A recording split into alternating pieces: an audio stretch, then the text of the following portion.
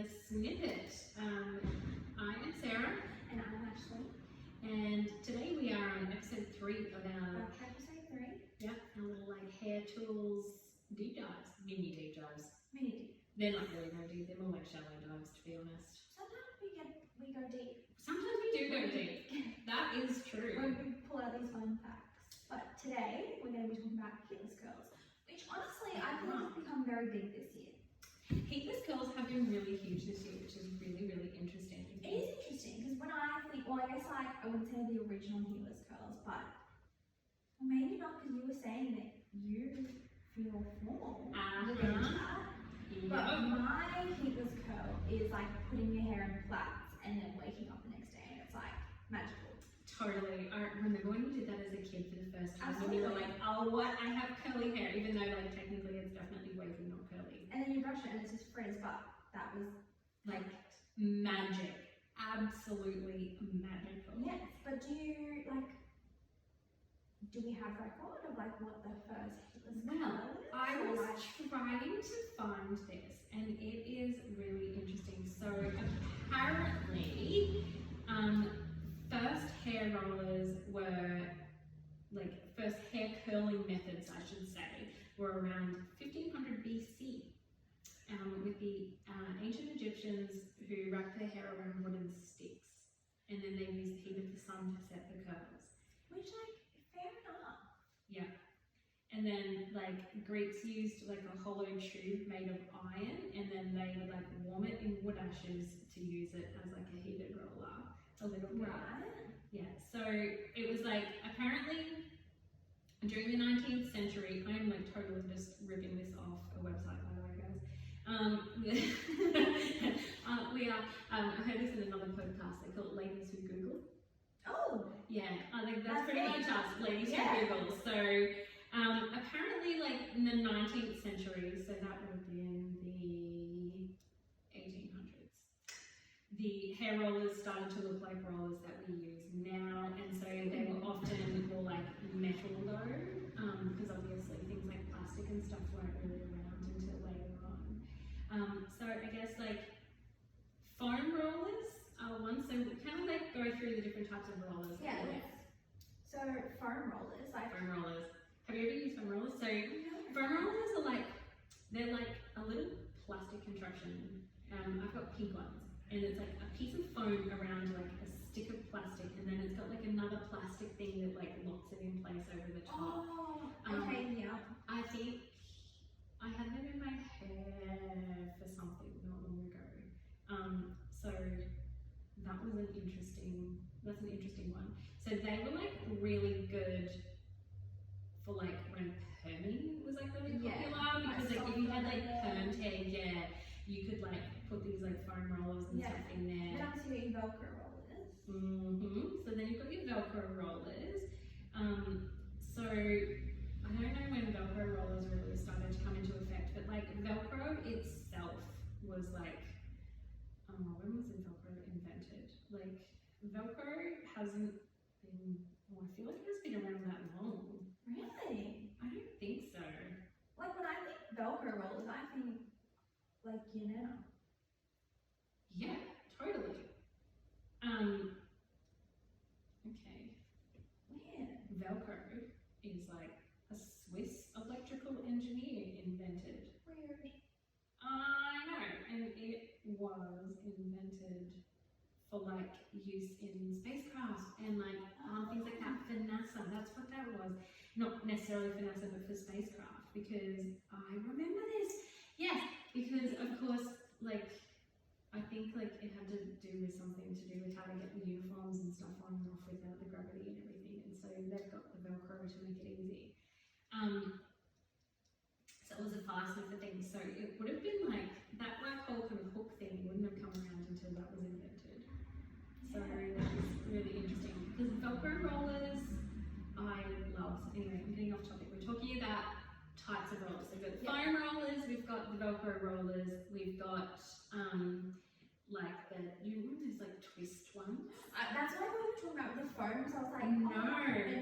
The We have some of those as well. the twist. So like it's a long stick, and then you like And so it looked like bendy metal in the middle and covered in foam, and then you like wrap your hair around and twist it so you don't have to and hope for the best. Yeah. The ones that I was thinking of, they have like different names, but like spiral curls, magic curls, and they're basically, what would you even call this material? It's kind of like... Is it like silk kind of satin? No, not that thing. That's what I was going to talk about next. This...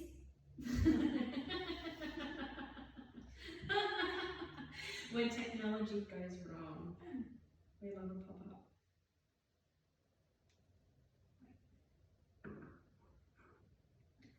What is this one? And you've got like a crochet hook. Oh! Yeah! And like, so it already starts off as a spiral. Like, I guess it'd be like a mesh netting. Yes! It comes in a spiral. Then you get a hook, get some hair, and thread it through. And then it spirals back up. And then it's meant to stay in that position. And then I guess it dries your hair, and then there you go. Yes!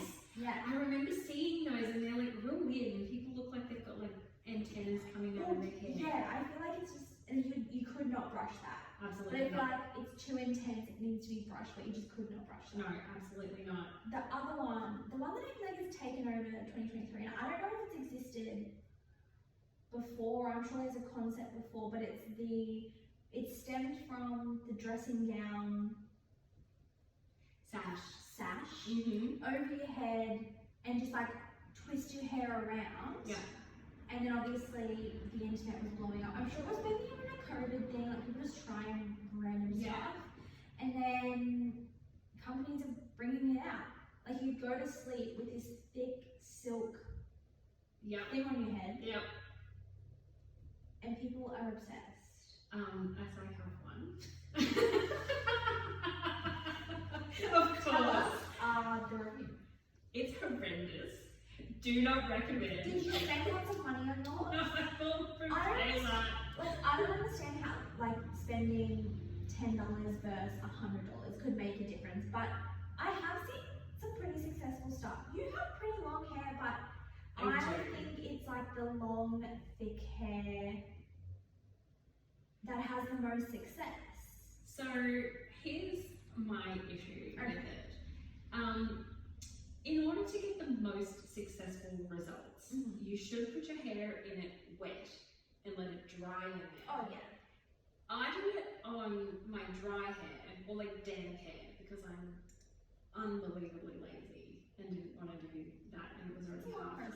Yeah, and so I wrapped it in, and so this one, it's like a really long, like it's like mattress material. It feels like it's like quite like soft, spongy, but like firm still. And mine's covered in like silk, which is actually satin. It's very synthetic. Oh yeah. And so what you're meant to do with it is you like clamp it on the top with a claw clip, and then you like wrap it around, and then you use like these little silk in inverted commas scrunchies on the ends to hold the end. So my issue with this is that one, it's always got weird ends because it has nothing to hold the ends on. So you're using a scrunchie, so you have to make sure that you've perfectly wrapped it around.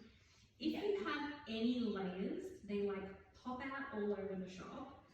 Yeah. Which is really, so you basically have to like no layers and it takes forever, and sleeping in that claw clip sucks. Oh, not only that, but just like the whole contraption where, at least with your dressing gown thing, like it's pretty thin. Yes, so much easier. And soft. Like, but they've made it pretty thick where like, I get it, but sure that's not comfortable. I know walking around there, like, you would need to like wake up in the morning if you have like the whole day to go to an event. So this is my thing. So keep a watch out because I'm going to try again. I'm determined to try again with my wet hair this time. But I was trying to film it. Yeah. Now, of course, it was a disaster and my hair looked atrocious afterwards. So like that got binned.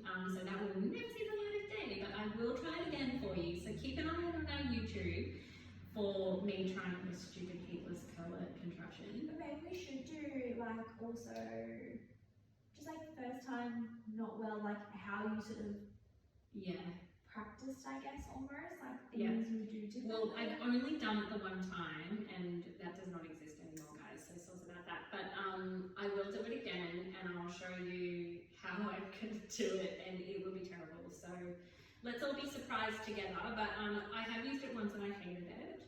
I use my foam rollers, so they're the ones with the stick with the like bit of foam around them. Yep. I like them if I've like curled my hair first, and then I like wrap the curl around it to like keep it in there. The only problem is because my hair is so long and I have small ones because I like a tight curl. The hair gets caught in like real bad. I like had to rip one out of my hair. It was pretty atrocious.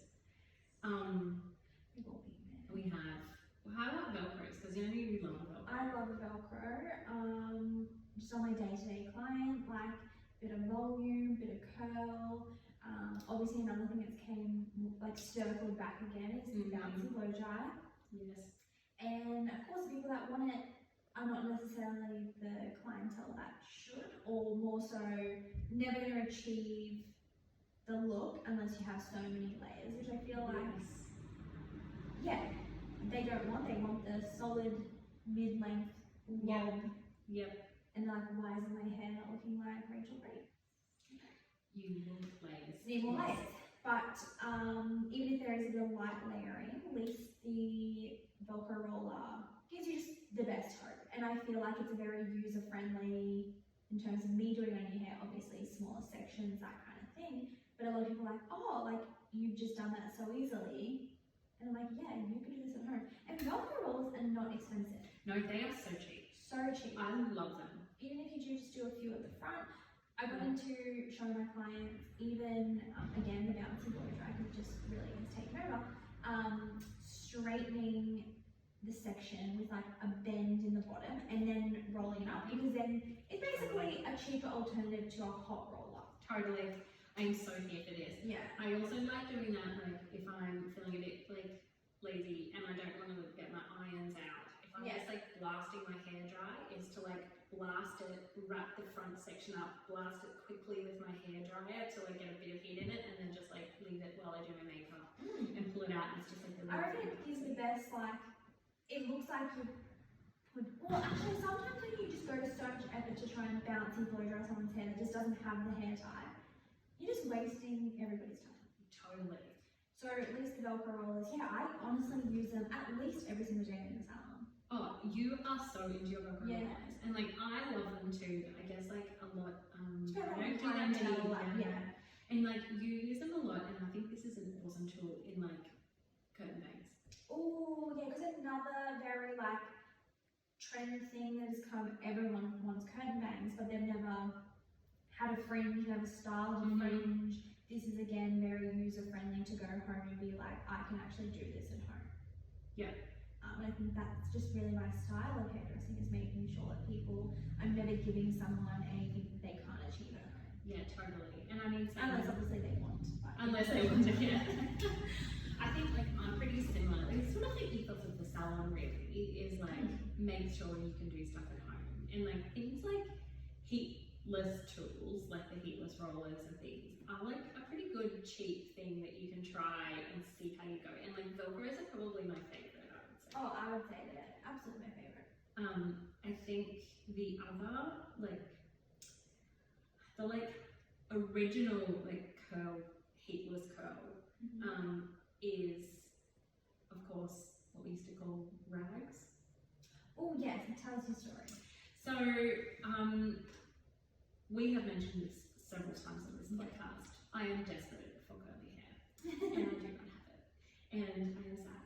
And so, much like you, I used to do the braiding all the time to have the wavy hair, but like, for me, loved the wave, but wanted curly hair. Like, you want what you can't have. You want what you can't have. And like, again, I'm pretty sure I've mentioned this, I am legitimately the only one of my siblings.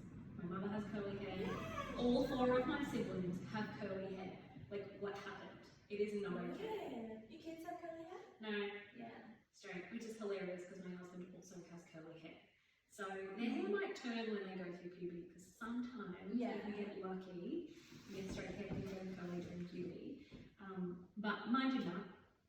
So, but I have just enough like fluffy lightness in my hair to hold curl really well. Yeah. Which is awesome. So my mother, bless her, like I adore my mother, beautiful woman, not that great at hair. Yeah. And growing up, like we didn't have, so she didn't have a blow dryer for, like she had like one of those like old school ones for ages, you know, the like ones that have like the big round like vent in the side of it, that looks like the old like Barbie looking ones. Mum had one of those for a while, but like it died, and then we just never had one. Yeah.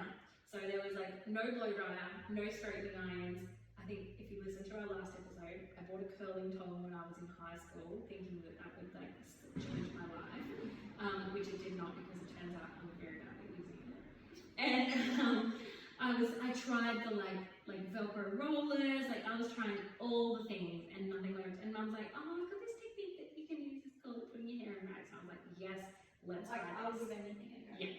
So how you do this is that you do it two ways. You can either just like straight up just wrap your hair around a piece of fabric. So like they're like just strips of fabric, and we used to use like old sheets and we rip them up into like little strips, like about 30 centimeters long, I guess. You can just, because I had hair down to my bum, it was like ripped off. Yeah. So you need a big one. Yeah. So you section your hair out, and then like you could either like twist your hair up first and then wrap it around for like a really curly curl, and then you tie the rags up so that you just have these like things all tied up around your head. And so I used to try and do this when I was younger, and then like when I had the really long hair, and I loved it because it would go really curly, and like there was always a rogue one that didn't curl. Oh yeah. Always, because whenever you use a heatless curl, this is a really important tip. Ooh. You absolutely are going to get a rogue curl that does not work. Yeah. Like no way. It was like I did it exactly like the other ones. Exactly. But there's always like a weird rogue one that goes in a random direction and it just doesn't work. That's why like the twisty ones are like kind of like what a rag is. Like people like use the rags. And those twisty things surely came not long. Like They were like yeah. Because like rags would have been like what people used like a long time ago, like you know when they wanted to set their hair. So if you ever look at like period movies, like Obsessed with Pride and Prejudice, like they've got their hair tied up in little rags around their hairline to do the little curling. So it was like a really common thing to do back in the day. And I was like, here for this, let's do it. So I had some success when I was younger. I really wanted curly hair for my formal. By this stage I had hair at my shoulders, so it was quite a bit shorter. And my mother, who as I mentioned, bless her soul, love her, not that skilled in the hair department, but didn't have a lot of money to do my hair. So couldn't go to the hairdresser. Mum's like, it's cool, we'll just do your hair in rags. Worked before when you had long hair. Worked before when I had long hair. So she puts them in the night before my formal. I go to work in the morning with my beret covering all of my rags. Yep, it's a thing. Like, you gotta do what you gotta do. You've got to do what you got to do. Got me like big beret on, covering all my rags. It gets to the afternoon, getting excited. I've done my own makeup, truly atrocious. There was a lot of silver eyeliner, not cool. And not great. 2001, guys, wasn't a good time for fashion. And here I am, Mum's taking the curls out, and I don't have a mirror in front of me, and this is an important thing to say. Mum says to me, do you want me to break the curls up a bit? And I was like, what do you think? And she's like, yeah, I think we should break the curls up a bit. And I was like, cool, no worries. So Mum rakes her hands through me rags, gets the hair out, and then we decided that, because it's very popular at the time, I was going to have the front twisted back. Oh yeah. Yeah, and then it's curly at the back. And then she was going to sew like beads onto the twist. Oh, yeah, it's very fancy. So she does this, no mirror. I go and look in the mirror, and I promptly burst into tears because I have got the biggest, like, crazy fuzz of frizz. Like, I looked like somebody had given me the tightest perm in the universe, and it was just this ball of tight fringes, and I am crying because, like, what am I gonna do? Yeah. I went to my formal with the worst, the absolute worst, like, hair of all time. Like, it was actually atrocious. Oh my god, I'm still traumatized. And it looked really good when we went to school on Monday. 2 days later. Oh yeah. It was like, it dropped settled, it down. settled, it looked really pretty, and as I said, my hair holds curl really well. So it's very great. I still think that somewhere deep down, my poor mother, she is like still like scared for me to bring this up because I am like, I hated it, it was so ugly. And the worst part is I had a friend of mine who was an older guy. He was driving me to my formal and he walked in and was like, what have you done with your hair? It looks terrible. And I was like, oh my god, I'm ugly. To like look back and be like, wow, what was I thinking? But you knew in that moment Oh. you didn't like it. Yeah, I absolutely did. In hindsight, if I just like put it up, it would have been fine. But like, I had visions of this like loose waves that were going to be around me, so I beautifully pulled back hair, which also, as an aside, given my hairline, I should definitely not have pulled it back at the front either. But yeah, I highly recommend if you're going to do rags in your hair that you take really big sections. Yeah, Like, but really in that moment, you're probably probably thinking as well, like, it's my form, like, I need to take all the time. Yeah. Do it a bit, like, do a bit more, because, you know, when it's on Tuesday night, you're a bit lazy, like, you just do a few, but you want us to take the time to, like, perfect it. Smaller sections, smaller. Yeah, mum, bless her, like, honestly, the poor woman, like, I really do feel bad for her, because she would be traumatized by the fact that, because, like, I am the worst with this stuff. I'm so picky. And I was like, I hate it, it's horrible, I'm ugly, everything's terrible. And I was like, give props to my now husband, who was my date for my formal, who took one look at me and my face and was just like, you look so beautiful, I love it. And I was like, you're a keeper. Yeah. He was wrong, it looked terrible. But So you think, like, if that happened now, how would you have fixed it?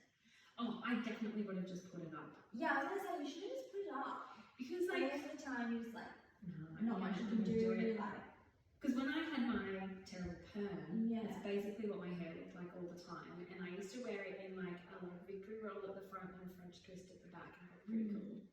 So like, I think that at the time, even if I just like put it in like, just put pins in it and like kind of put it up. like a textured Up style, style. essentially. It would have been totally fine, but like, I wasn't a hairdresser back then. No.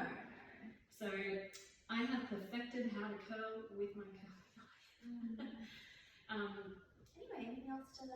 I think like the only other thing is that's a bit of a trick is the pin curl, which is something we haven't really talked about. Oh, I can't even think about that. No. I don't really... Has a time and a place, but I guess Velcro rollers is my pin curl. Yes. Which is basically just like wrap it around your finger and then tuck it to your head and put like a bobby pin or a pin curl clip or something like that onto it and let it like set. It's like a pretty traditional set for if you want like 20s waves. Yes. Yeah, so it's a little bit more like wave than curl. Probably not as much, like, would you say volume at the root? No volume. Yeah. Yeah, so if you want something like a bit more waved and less volume, it's a pretty good one for short hair. Yeah. Long hair pin curls are useless, don't do it. Yeah. Yeah, I agree. So, favourite? Velcro rollers.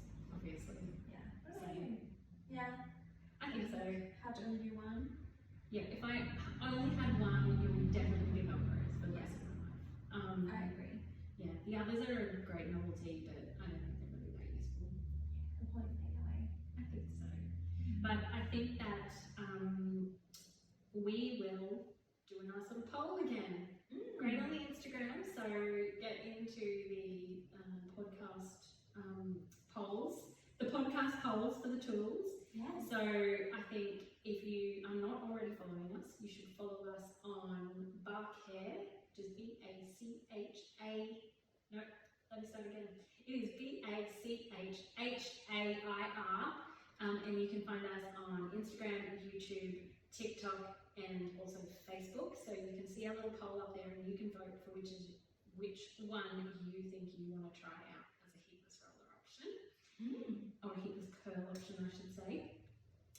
You can also look us up on barkhair.com.au if you want to find more about the salon. And if you want to give us any feedback, or if you want to find out anything more information, that wasn't a real sentence, but if you want to find out any more information about any of the things that we talked about, you can contact us on barkheadpodcast@gmail.com, our email. And you can also like, subscribe, and review this podcast on your favorite podcast. Yes. We'll be up next time with another exciting episode of our mini-series. I think we might be going a bit rogue next time. Yeah, a bit rogue. So keep your ears peeled. Well, until next time. See you then. Bye.